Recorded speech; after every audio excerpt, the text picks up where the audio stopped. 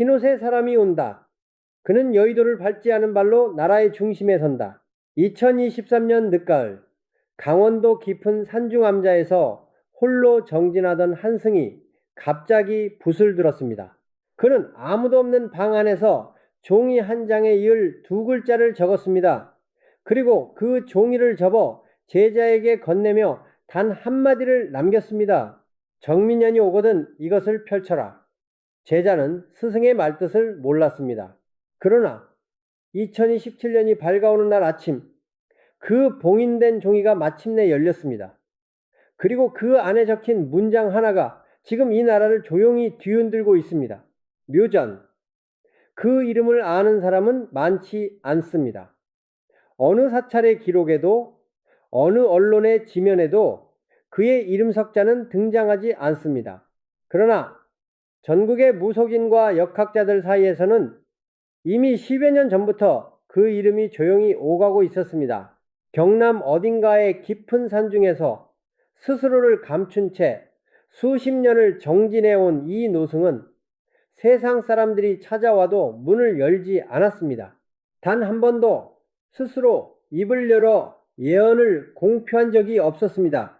그런 그가 특별한 날에만 특별한 사람에게만 종이를 건넸고 그 종이들이 하나씩 펼쳐질 때마다 세상은 소름 끼치는 일치를 목격해야 했습니다. 그가 처음으로 기록에 남겨진 것은 2008년의 일입니다. 그해 가을 한 지방 신문 기자가 산중을 헤매다 우연히 그의 암자를 발견했습니다. 기자는 노승에게 아무것도 묻지 않았습니다. 그저 물 한 잔을 얻어 마셨을 뿐입니다. 그런데 묘자는 자리에서 일어나더니 서랍에서 작은 쪽지 하나를 꺼냈습니다. 이걸 가져가시오. 때가 되면 의미를 알 것이요. 기자는 의아했지만 쪽지를 받아 지갑 속에 넣었습니다. 그 쪽지에는 이런 글이 적혀 있었습니다. 쇠가 흔들리고 나무가 꺾인다. 그러나 물은 제자리를 찾는다. 기자는 대수롭지 않게 여겼습니다. 그로부터 불과 두 달 뒤 세계 금융 위기가 한국 경제를 강타했고 대형 건설사들이 무너졌습니다. 그 기자는 훗날 이렇게 회고했습니다. 쪽지를 꺼내 들고 한참을 멍하니 앉아 있었습니다. 이것이 묘의 시작이었습니다. 그가 맞춘 것은 금융 위기 하나가 아니었습니다. 2010년 그는 또 하나의 종이를 남겼습니다. 당시 그 종이를 받은 사람은 강원도의 한 도예가였는데 노승은 그에게 이렇게 말했습니다. 바다 동쪽에서 불기둥이 솟는다. 땅이 갈라지고 물이 밀려온다. 그러나 더 무서운 것은 눈에 보이지 않는 불이다. 도예가는 그 말의 뜻을 오래도록 이해하지 못했습니다. 그러나 2011년 3월 동일본 대지진이 발생했고 쓰나미가 해안을 덮쳤으며 후쿠시마 원전이 폭발했습니다. 세상이 두려워한 것은 지진의 파괴력만이 아니었습니다. 눈에 보이지 않는 방사능은 그 보이지 않는 불이 되어 대지와 바다를 오염시키기 시작했습니다. 도예가는 그 종이를 꺼내들고 하루 종일 울었다고 합니다.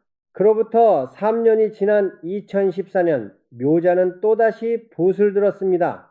이번에는 지인도 제자도 아닌 길을 잃고 산에서 헤매다 암자에 들어선 낯선 여행자에게 종이를 건넸습니다. 배가 뒤집힌다. 아이들이 잠긴다. 나라가 죄책감 속에 잠긴다. 그 여행자는 종이를 받은 지 열흘도 되지 않아 세월호 참사를 뉴스에서 보았습니다. 온 나라가 슬픔 속에 잠겼고 죄책감은 이후 몇 년 동안 이 사회를 덮었습니다. 여행자는 그 종이를 참아버리지 못하고 아직도 품 안에 가지고 있다고 합니다. 3번의 예언, 3번 모두 적중했습니다. 그러나 묘자는 단 한 번도 자신이 예언자라고 말하지 않았습니다. 그는 오히려 이렇게 말했습니다. 나는 아무것도 알지 못한다. 다만 고요히 앉아 있다 보면 바람이 무언가를 두고 간다. 이 말이 더 소름 돋는 이유는 바로 그 고요함 속에서 나온 예언들이 너무도 정확했기 때문입니다. 그렇다면 그가 2023년 늦가을에 봉인한 22글자는 무엇이었을까요? 그 종이가 열린 지금 역학자들과 무속인들 사이에서는 그 해석을 두고 말들이 넘쳐나고 있습니다. 그리고 이 글은 그 예언의 조각들을 하나씩 펼쳐보려 합니다. 그 종이에는 이렇게 적혀 있었습니다. 흰옷이 마당에 선다. 불씨는 밖에서 오지 않는다. 양이 제 길을 찾으면 남과 북이 눈을 맞춘다. 단 세 문장. 그러나 이 세 문장 안에는 2027년 대한민국의 운명이 압축되어 있다고 사람들은 말합니다. 도대체 흰옷은 누구인가? 밖에서 오지 않는 불씨는 무엇인가? 그리고 양이 제 길을 찾는다는 것은 정민년 붉은 양의 해를 뜻하는가? 사람들은 묻고 또 묻습니다.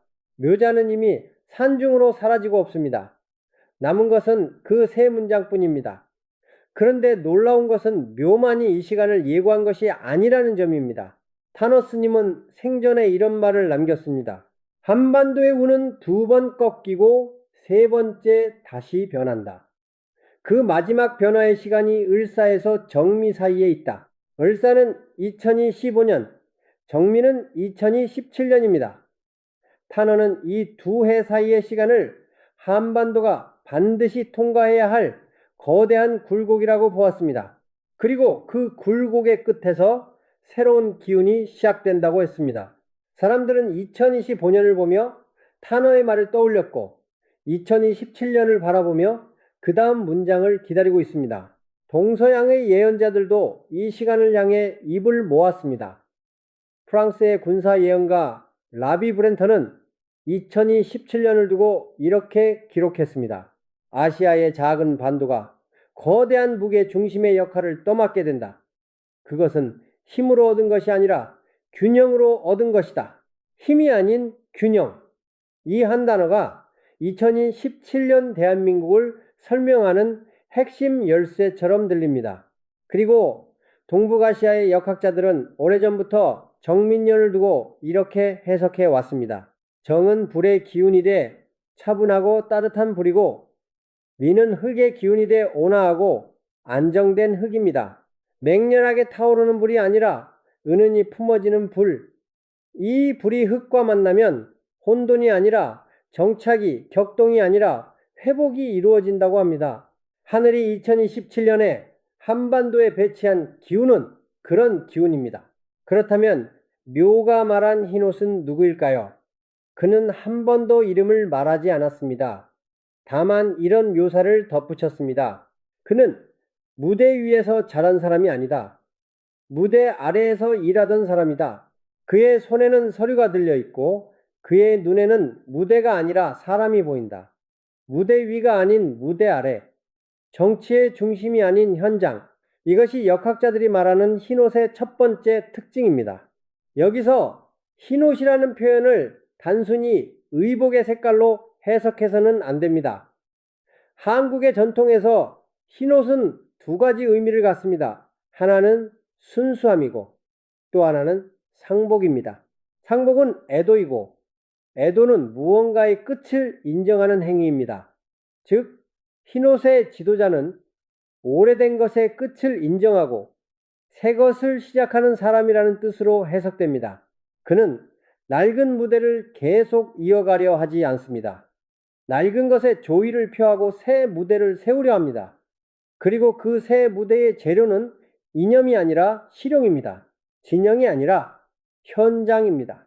묘자는 이 지도자에 대해 또 하나의 단서를 남겼습니다. 그는 말이 많지 않다. 그러나 침묵에도 무게가 있다. 사람들은 처음에 그를 알아보지 못한다. 그러나 가을이 오면 그의 발자국을 따라 사람들이 줄을 선다. 처음에 알아보지 못한다는 것. 그러나 가을이 되면 줄을 선다는 것. 이 예언은 2027년의 정치 일정과 묘하게 맞닿아 있습니다. 2027년은 대선의 해이며 봄이 지나고 여름을 거쳐 가을로 접어들 때 민심이 움직인다는 해석이 나오는 것입니다. 그런데 타너스님은 이 지도자에 대해 전혀 다른 각도에서 말한 적이 있습니다. 참된 인물은 이 땅에 통일이 올 때 출현한다. 즉, 그 지도자는 단순히 선거에서 이기는 사람이 아니라 분단의 역사 앞에서 새로운 문을 여는 사람이라는 것입니다. 통일을 이루는 것이 아니라 통일을 향한 길에 첫 돌을 놓는 사람. 그것이 흰옷의 조종자가 맡아야 할 역할입니다.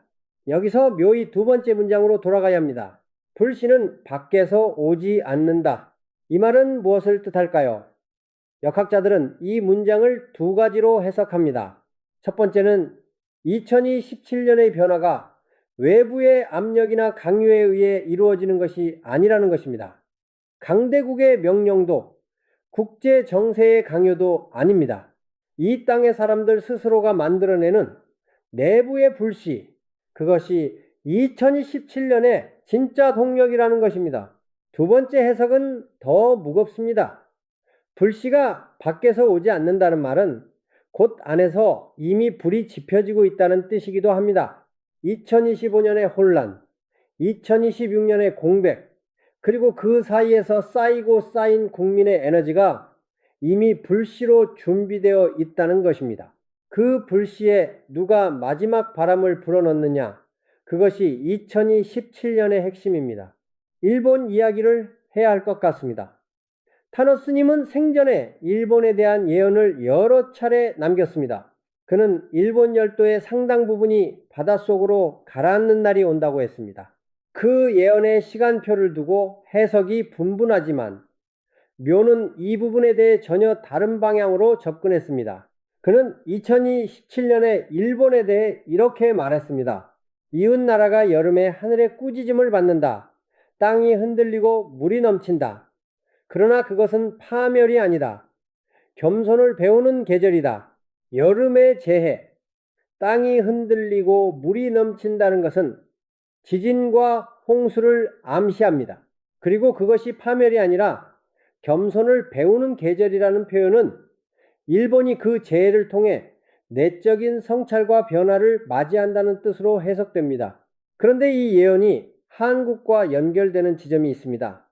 일본이 흔들릴 때 동북아의 무게 중심에 변화가 생긴다는 것입니다. 역학자들은 이것을 두고 저울 위에 추가 움직인다는 표현을 씁니다. 한쪽이 내려가면 다른 쪽이 올라갑니다. 일본이 내적인 어려움과 씨름하는 동안 한국은 그 공백 속에서 새로운 역할을 부여받습니다. 라비 브렌턴이 말한 아시아의 작은 반도가 무게 중심을 떠맡는다는 예언이 바로 이 맥락 속에 있습니다. 묘자는 이 전환을 두고 더 구체적인 단서를 남겼습니다. 해가 기울면 달이 빛난다. 그러나 달은 스스로 빛나지 않는다는 것을 안다. 그래서 달의 나라는 오만하지 않다. 해가 기우는 나라, 달이 빛나는 나라, 동양의 전통에서 해는 양기의 정점, 강한 빛을 발산하는 중심입니다. 달은 부드럽고 반사하며 주변을 품는 기운입니다. 묘자는 2027년 한반도의 기운이 달의 기운이라고 말합니다. 강하게 군림하는 것이 아니라 주변을 비추고 품는 역할, 그리고 그 달의 나라가 오만하지 않다는 것은 새로운 위치를 얻더라도 그것을 과시하거나 남용하지 않는다는 경고이기도 합니다. 이것은 희망인 동시에 조건입니다. 묘의 예언 중 가장 많은 사람들이 입에 올리는 부분은 세 번째 문장입니다. 양이 제 길을 찾으면 남과 북이 눈을 맞춘다. 정민년 붉은 양의 해. 양이 제 길을 찾는다는 것은 정민년이 본연의 기운을 제대로 발현한다는 뜻입니다. 그리고 그때 남과 북이 눈을 맞춥니다. 눈을 맞춘다는 것은 총구를 겨누는 것도 악수를 나누는 것도 아닙니다. 그것은 시선이 마주치는 것입니다. 오랜 세월 서로 다른 방향을 바라보던 두 개의 눈이 같은 것을 향하는 순간, 그 순간이 2017년에 온다고 묘자는 말합니다. 그런데 이 예언을 뒷받침하는 또 다른 목소리가 있습니다. 미국의 예언가 엘리 이즈라엘은 한국에 대해 이런 말을 남겼습니다. 2025년부터 시작되는 북의 균열은 2026년에서 2027년 사이 본격적인 체제 재편의 흐름으로 이어질 것이다. 그 시점에 한국 내부가 얼마나 준비되어 있느냐가 관건이다. 준비. 이 단어가 핵심입니다. 예언은 결과를 보장하지 않습니다. 예언은 기회의 문이 열리는 시간을 알려줄 뿐입니다. 그 문을 통과할 준비가 된 사람이 있어야 비로소 예언이 현실이 됩니다. 그리고 엘리 이즈라엘이 말한 새로운 지도자는 이렇게 묘사됩니다. 그는 말이 많지 않다. 그러나 북쪽의 한 사람은 그에게 마음을 연다. 그는 정치적으로 북을 대하는 것이 아니라 사람으로서 북의 내부를 이해하는 방식으로 접근하며 그 접근이 기존의 모든 외교 전략보다 훨씬 더 큰 파급력을 가진다. 말이 많지 않은 사람, 북쪽의 한 사람이 마음을 여는 사람, 묘가 말한 흰옷과 엘리 이스라엘이 말한 새로운 지도자는 놀라울 만큼 같은 방향을 가리키고 있습니다. 이것이 단순한 우연일까요? 두 예언가는 서로 다른 언어로, 서로 다른 시대, 서로 다른 나라에서 살았습니다. 그러나 그들이 가리킨 손가락은 같은 곳을 향하고 있습니다. 이제 2027년의 달력을 더 자세히 들여다봐야 합니다. 묘자는 월별 단서도 남겼습니다. 직접적인 월을 말하지는 않았지만 계절로 흐름을 표현했습니다. 봄에는 씨앗이 보이지 않는다. 그러나 여름의 끝에서 싹이 올라오고 가을에는 이미 서 있다. 보이지 않는 봄. 2027년의 봄은 여전히 혼란스럽습니다. 선거를 앞두고 여러 이름들이 무대 위를 가득 채웁니다. 사람들은 누가 진짜인지 알 수 없어 헤맵니다. 그런데 그 봄의 소음 속에 한 사람이 소리 없이 움직이고 있습니다. 그는 씨앗처럼 아직 땅 아래에 있습니다. 그러나 여름의 끝, 즉 대선의 막바지로 접어드는 8월이나 9월에 이르면 그 싹이 드디어 지면 위로 올라옵니다. 그리고 가을이 오면 그는 이미 서 있습니다. 자리를 잡고 사람들의 시선을 받고 있습니다. 타너 스님의 말이 다시 떠오릅니다. 동북의 바람은 북에서 불지 않는다. 남의 기운이 북을 흔든다. 이 말은 단순히 지리적 방향이 아닙니다. 이 땅에서 먼저 변화가 일어나고 그 변화의 기운이 북을 흔든다는 뜻입니다. 남한의 내부 변화, 새로운 지도자의 등장, 그것이 북의 내부를 움직이는 촉매가 된다는 것입니다. 남이 먼저 바뀌어야 북이 눈을 맞춘다. 묘전의 세 번째 문장과 정확히 같은 맥락입니다. 그렇다면 2017년 하반기는 어떤 모습일까요? 묘자는 이 시기를 두고 가장 많은 단서를 남겼습니다. 그는 어느 날 제자에게 그림을 하나 그려 주었다고 합니다. 두 개의 산봉우리 사이로 좁은 길이 나 있고 그 길 위에 작은 점 하나가 서 있습니다. 묘자는 그 그림을 가리키며 말했습니다.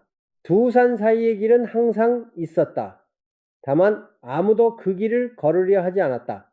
그런데 이 사람은 걷는다. 두 산이 처음에는 놀라서 굴러올 것처럼 보인다. 그러나 길이 만들어지면 두 산도 결국 가만히 있는다. 두 산. 이것은 이념의 두 극단일 수도 있고 남과 북의 두 체제일 수도 있습니다. 그 사이 길은 항상 있었지만 아무도 걷지 않은 길. 그리고 흰옷의 사람이 그 길을 걷기 시작합니다. 역학자들은 이 시기를 2017년 7월에서 11월 사이로 봅니다. 정민년의 불기운이 가장 충만하면서도 흙의 안정감이 더해지는 이 계절에 남북 사이의 실질적인 소통이 처음으로 물꼬를 튼다는 것입니다. 거대한 선언도 현란한 악수도 아닙니다. 작고 조용한 시작. 그러나 그 시작이 수십 년의 벽에 처음으로 난 금입니다. 그 시작이 묘자는 이것을 두고 말했습니다. 강물은 소리 없이 바위를 뚫는다. 처음 뚫릴 때 바위는 아프지 않다. 그러나 이미 뚫린 것이다. 이 예언이 단순한 낙관론이 아닌 이유가 있습니다. 묘자는 조건을 달았습니다. 그는 봉인된 종이 외에도 여러 날에 걸쳐 제자들에게 경고를 남겼습니다. 양이 제 길을 찾지 못하면 두 개의 돌이 부딪힌다.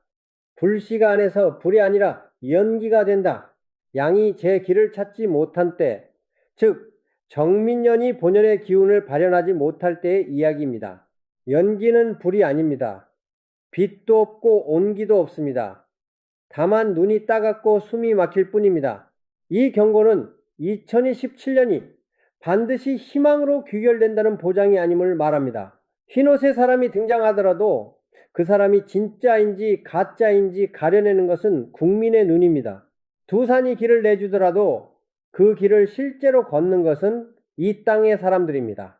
타너 스님의 말이 또 한 번 겹칩니다. 대우는 모든 것을 주는 것이 아니다. 감당할 자에게만 열린다. 2017년이 대운의 해라면 그 운을 감당할 준비가 된 국민이 있어야 한다는 것입니다. 예언은 시험지가 아닙니다. 예언은 거울입니다.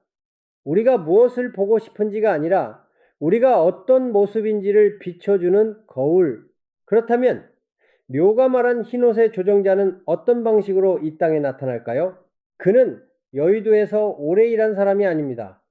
그렇다고 완전한 아웃사이더도 아닙니다. 묘자는 말했습니다. 그는 안과 밖 사이의 사람이다. 안을 알되 안에 물들지 않은 사람이다. 안을 안다는 것은 정치의 현실을 이해한다는 것입니다. 그러나 안에 물들지 않았다는 것은 그 현실에 타협하거나 오염되지 않았다는 것입니다. 이것은 경험과 순수함을 동시에 갖춘 사람을 가리킵니다. 어쩌면 그것이 가장 희귀한 조합일지도 모릅니다. 오래 정치를 하면 현실을 알지만 물들게 되고 처음 정치에 들어온 사람은 물들지 않았지만 현실을 모릅니다. 그 사이 어딘가에 흰옷이 서 있습니다. 정민년의 역학적 의미로 다시 돌아가 봅니다. 불의 기운 정과 흙의 기운 미가 만나는 해, 역학자들은 이 조합이 갈등이 완화되고 갈라졌던 관계가 회복되는 흐름을 만든다고 합니다. 관계의 회복. 이것은 단지 인간 사이의 관계만을 말하는 것이 아닙니다. 찢어진 나라 안의 관계, 진영과 진영 사이의 관계, 그리고 가장 오래된 상처인 남과 북의 관계, 모든 관계가 이해의 기운 속에서 조금씩 녹아내릴 가능성을 품고 있습니다. 그러나 기운이 가능성일 뿐이라는 것을 잊어서는 안 됩니다. 가능성은 선택입니다. 이제 묘가 남긴 가장 마지막 말을 들어야 합니다. 그가 암자를 떠나기 전날 밤 제자 중 한 명이 그에게 물었습니다. 스님, 2017년이 되면 이 나라는 정말 좋아질까요? 묘자는 오래 침묵하다가 이렇게 말했습니다. 좋아지는 나라가 어디 있느냐? 다만 스스로 좋아지려는 나라가 있을 뿐이다. 스스로 좋아지려는 나라. 이것이 묘가 남긴 예언의 진짜 핵심입니다. 흰옷의 지도자도, 남북의 눈맞춤도, 동북아 무게중심의 이동도 모두 이 한 문장에 달려 있습니다. 스스로 좋아지려는 의지, 국민 한 사람 한 사람이 그 의지를 가질 때 예언은 현실이 됩니다. 제자는 다시 물었습니다. 그렇다면 우리는 무엇을 해야 할까요? 묘자는 자리에서 일어나며 짧게 대답했습니다. 눈을 맞춰라. 거울이 아닌 창문으로. 이 말의 의미를 곱씹어 봅니다. 거울은 자신을 비추는 것입니다. 자신의 진영, 자신의 이념, 자신의 집단, 거울 앞에 서면 자신밖에 보이지 않습니다. 그러나 창문은 밖을 향합니다. 나와 다른 사람, 나와 다른 생각, 나와 다른 역사. 창문으로 눈을 맞춘다는 것은 나를 내려놓고 상대를 본다는 것입니다. 그것이 2017년 대한민국에 가장 필요한 것이라고 묘자는 말했습니다. 이 예언은 여기서 끝나지 않습니다. 묘가 남긴 종이를 받아 열었던 제자는 이후 스승의 또 다른 말들을 조금씩 기록해 왔습니다. 그 기록 중에 이런 말이 있습니다. 이 나라가 가장 빛날 때는 칼을 든 순간이 아니었다. 노래를 부를 때였다. 그림을 그릴 때였다. 이야기를 만들 때였다. 칼이 아닌 노래. 이것은 한류라고 불리는 이 나라의 문화적 힘을 암시하는 것일 수도 있습니다. 2027년이 한반도가 세계의 무게중심이 된다면 그것은 군사력이나 경제력 때문이 아니라 이야기의 힘 때문이라는 것입니다. 이 땅의 사람들이 만들어내는 이야기들이 세계 사람들의 마음을 열고 그 열린 마음들이 한반도를 향하게 된다는 것입니다. 그리고 그 이야기들의 힘이 남과 북 사이의 벽도 조금씩 녹인다는 것입니다. 타너 스님도 비슷한 말을 남겼습니다.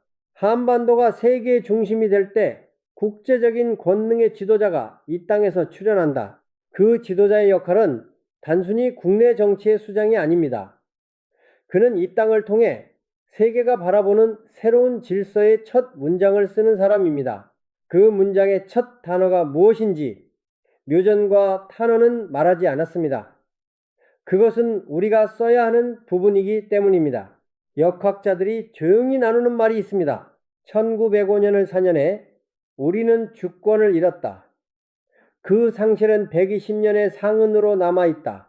그런데 2025년 을사년부터 2027년 정민년까지의 3년은 그 120년의 상처가 비로소 아물기 시작하는 시간이다.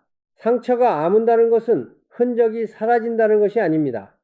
흔적은 남아있되 더 이상 피를 흘리지 않는다는 것입니다. 그 흔적이 우리가 다시는 그런 선택을 하지 않도록 기억하게 해주는 증거가 된다는 것입니다.